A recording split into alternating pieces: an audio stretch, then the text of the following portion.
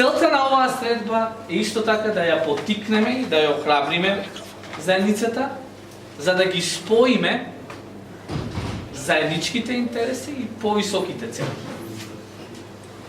Целта на оваа средба е да го истакнеме и да го напредиме потенцијалот кој што го имаме, потенцијал за водство, за влијание и за предизвикување на промени. За да зборуваме каде сме биле, каде сме и како одиме понатаму.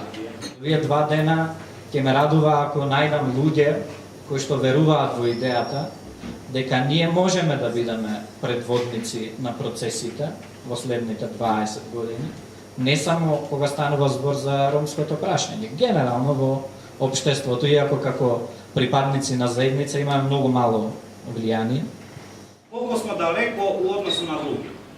И дали брзином којом се креќемо е доволно брза у односу на друге да би могли да направиме еквализацију у образовном или да смањимо тај јаз. Кои су главне теме кои ќе да погоде ромски лидершип у наредних 10 години? Прво, генералне теме. И друго, која су најважнија велика питања на која лидершип мора да одговори данас да би таа будуćност била болја. Дали треба да продолжиме се уште со дека ромите се социјален проблем? Ние не сме политички проблем.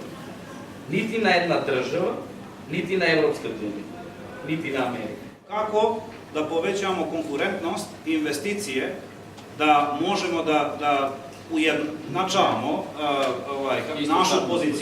нашу позиција на тржишто. Како лидершипот, како ромската популација да успее преку лидерите на агенда пред Европска унија да го постави прашањето што ако Европска унија не успее преку своји политики да направи инклузија на ромите во општеството. Како нашиот приоритет како ромска заедница да го позиционираме над интересите, приоритетот, гласачката група на радикалната група.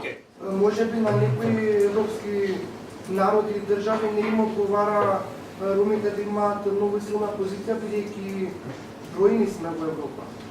И доколку ромите станат пообразован народ и доколку станат посвесни за своите права и можности, може би во иднина би представувале и опасност за Европа.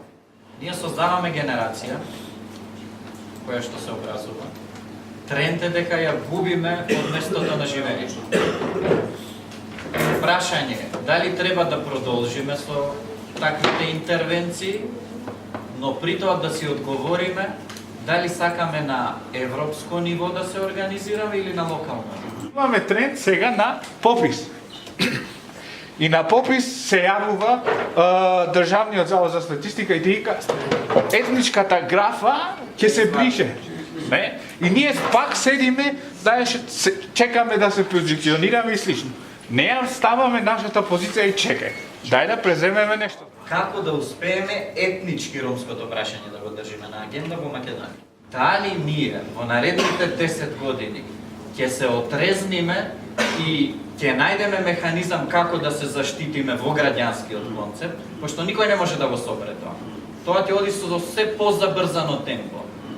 Дали ние, како ние да се подготвиме да шифтаме од сегрегиран пристап кон мејнстрим пристап? Ама за да имаме ние, за да може да играме на картата на identity politics, за да може ние да играме на таа карта, ние треба нашите кругови да ги зајакнеме. Значи, нашето лидерство во рамките на заедницата треба да го зајакнеме за да играме identity politics. Мислам дека со мејнстрим политиките ќе форсираат една изборна единица и мислам дека една изборна единица за нас е исто така прифатливо. Сушност, колку она што го правиме придонесува за независност на нашата заедница од нашето постоење. Дали има здрава или логична корелација измеѓу формалnog образовanja i boljeg lidershipa. Formalnog obrazovanja, većeg političkog uticanja. Obrazovanje u moći je nama važno. Неформално образование персе. Dakle, kako da se obrazujemo, da razumemo moć u narednih 15-20 godina? Денес имате можност да бидете лидер во се. Немојте да ја упростувате дефиницијата на лидерството затоа што се ограничувате сами себе. Бидете лидери и бидете конзистентни во тоа што работите. Тоа што сте специализирани, во тоа што сте најдобри. Кога ќе верувате дека тоа што го правите вие е квалитетно и се носи во квалитетот со сите останати, тогаш ќе знаете дека сте во квалитетот на целата држава. И јас имав еден сон, а мојот сон беше да бидам доктор. Меѓутоа, успеав да го надминам тој сон. Значи, во моментот сум собственик на бизнис, односно фирма која што функционира на неколку национално ниво, со седиште во Хонг Конг и со дистрибутивен центар во Дубај.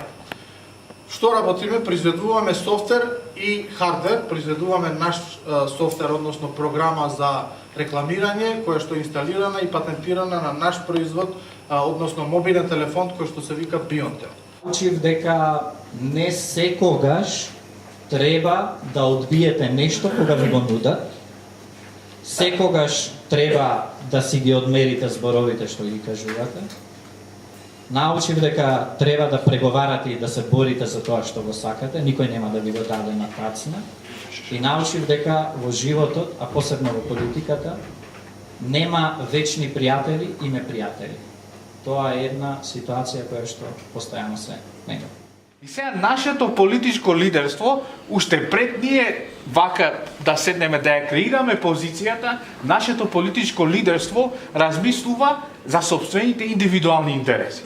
Она што ме плаши за воиднина е што ние, нашата генерација, која што се смета за едуцирана, за способна, за проактивна, за генерација која што има визија, што ние ќе направиме во следните 20 години и ќе оставиме како аманет на следните генерации кои што доаѓаат после нас. За 10 години ќе кажувате на следните генерации што ќе дојдат.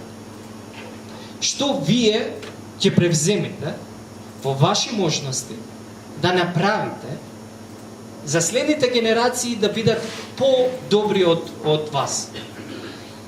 Одговорност има секој оној кој што има можност да делува. Приклучете се во политичка партија поради идеологијата, долгорочното гледајте во партиите. Приклучувајте се во политичка партија за да може да ги застапуваме заедничките ромските интереси. На ромка го гледав потенцијалот кај жените, млади жени ромки кои што сакаат да бидат вклучени во политичка партија и да бидат лидерки. Меѓутоа, стравот и обврските ги тераа да не бидат толку активни во јавниот и политичкиот живот. Немојте никогаш да подлежете на влијанијата. Влијанијата се навистина многу тешки.